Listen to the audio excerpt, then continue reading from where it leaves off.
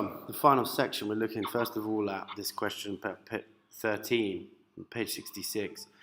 Look at Batossa's hostage holding of the cast against the fucking audience, as he says, on page 66. What's the implication of being held hostage against the audience, and how does this Brechtian moment connect to Faux's opposition to the use of scandal? Now, Faux critiques scandal because he equates it to this sort of like catharsis, being something that actually gets rid of public anger that could be used to kind of foment and inspire a revolution. So instead of the wall here, again, usually what a policeman would say is against the wall. Here, he says against the audience. And it suggests here that the public must be involved in the enactment of justice in response to the clandestine corruption of the police, that the public must be involved in the response to this. And this is a very sort of audience-involved conclusion to the play, as you'll see. And so there's a suggestion in this Brechtian moment that the public response to what they've seen in this, as the Sicilian song calls it, in this grotesque pantomime, is the important question.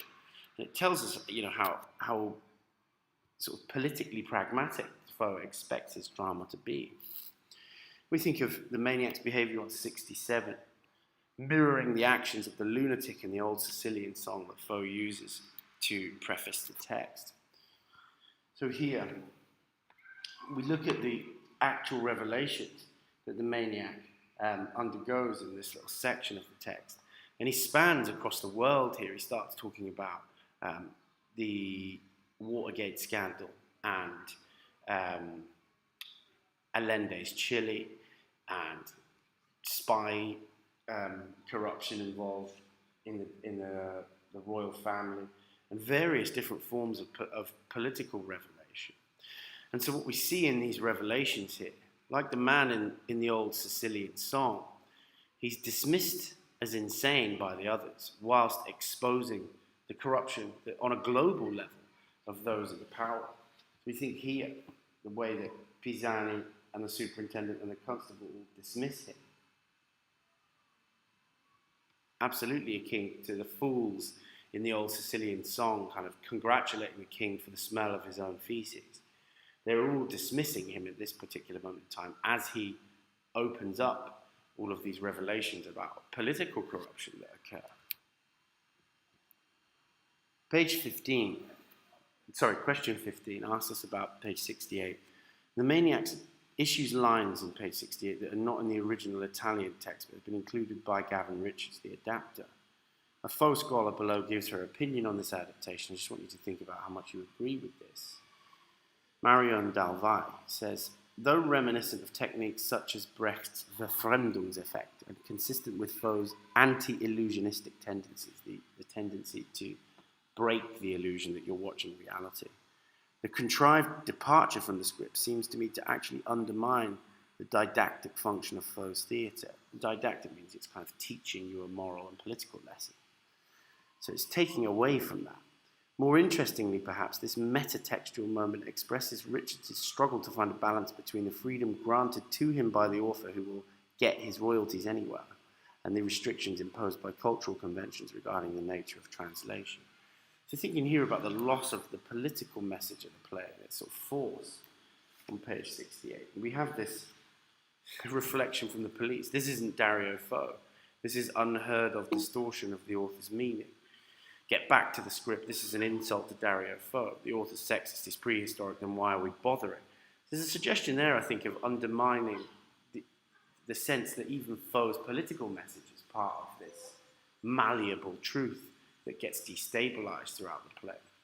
But also importantly, it exposes the multinational nature of class exploitation and government complicity, and shows that this kind of madness of these political phenomena are in some ways out of control. So there's two ways of looking at this. That it does undermine Faux's political conventions, but that as an aesthetic device, it's actually emphasizing them by showing the way that these political dramas, these political problems, are not limited to one individual nation, because we see this divergence dealing with all different political contexts around the world, particularly in the maniac's lines there. So there's two ways of looking at this particular scene. One, that it undermines Foe's political message, or two, that it actually strengthens it by making it more global. 16. The maniac divests himself of his disguises and reveals himself to be a political extremist. So we look at this particular moment here, where Folletti's transfixed by the tape that plays and the maniac divests himself of his disguises in 69. And here what you see is this symbolic moment of revelation, of a truth, but of a truth that's complicated by his political extremism and the involvement of his deception tactics. So we've got this revelation at the top of 69 of his tape recording, the revelation of their guilt and their complicity. But Folletti responds here with a sense of hesitancy about this. She says, "You, yes, Paolo Davidovich Gandolfo, prose pimpernel of the Permanent Revolution, the notorious sports editor of Lotta Continua, the organ of the Jewish conspiracy itself, the lunatic fringe," get it? And he's kind of making a pun on his name here. So the fact that Folletti responds to this revelation of political extremism obviously shows us the way that she favours reform and democracy, but at the same time complicates the extent to which his revelations are valuable to her. And so it puts her in a position that the audience finds themselves in the sense of hearing the truth being revealed, but knowing that the teller of the truth has been compromised by their own involvement in the deceptions that they're revealing. So she's in a double bind here. She's in this difficult situation that shows us that she's not exactly sure how to respond to this. 17 asks us to consider the irony of the situation in which the maniac is discovered to be holding an actual bomb on page 70. So how does this impact on the political message of the play? Is Foe an exponent of political violence, or is there a criticism implicit in the methods by which the maniac extracted the truth from the police? So we're thinking here about the irony of the maniac holding a real bomb here. So we see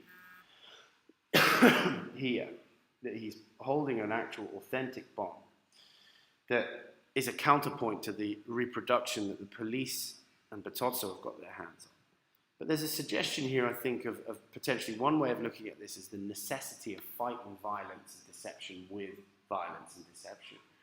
But also then actually the fact that it's an authentic bomb, that actually the only fitting fire to fight the fire of deception and corruption with is with actual violence.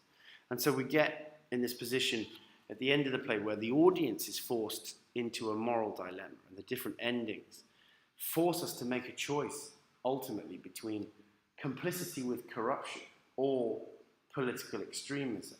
And so we're not offered a kind of middle ground by the end of the play, and that's what the following question is going to ask you to reflect on.